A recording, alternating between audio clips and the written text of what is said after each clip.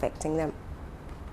Mombasa, the second largest city in Kenya, is one of Kenya's historical landmarks, Fort Jesus. It is part of the reasons Mombasa remains an important regional tourism center in Kenya, coupled with its situation on the Indian Ocean. Fort Jesus is the only fort in Kenya, and here in Mombasa it is a site that really attracts a lot of tourists. Now I'm told that this particular fort was built by the Portuguese, and they employed 4,000 locals who were paid through food. And interestingly, it is also a UNESCO World Heritage Site, just like Elmina and Cape Coast castles. The Portuguese built the fort between 1593 and 1596 over a spur of coral rock to protect the port of Mombasa, which played an important role in the control of trade along the Indian Ocean basin. The Portuguese, however, could only keep the fort under their control for 1 century. Their ruling was very rash and cruel, and they were destroying things in this old town, so there could not be friendship with Swahili. That's why they decided to go to Malindi, which is 99 kilometers north coast of Mombasa.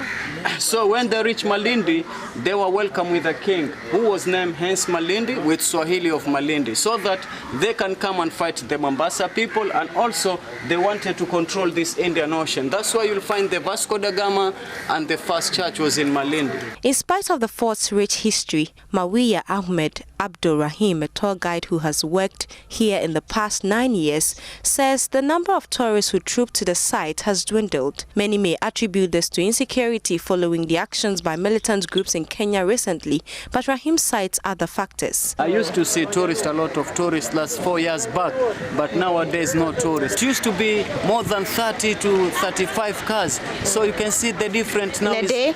A day, yeah. Now, but now you can see the things are worse. Only you can find maybe 4, 6, 7 cars, and we are guided here more than 30 guides. So we get a big problem on this. And I don't know why.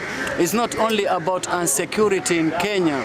That is not the major problem. This problem is all over the world. So I think maybe in some history site, according to our World Animal Lives, the prices are very high. That the corruption which is here, that's the major thing which makes our tourism flop.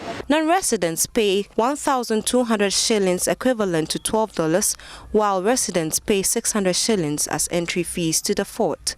The reduction in the entry of tourists here has hugely affected revenues, according to officials who spoke off camera.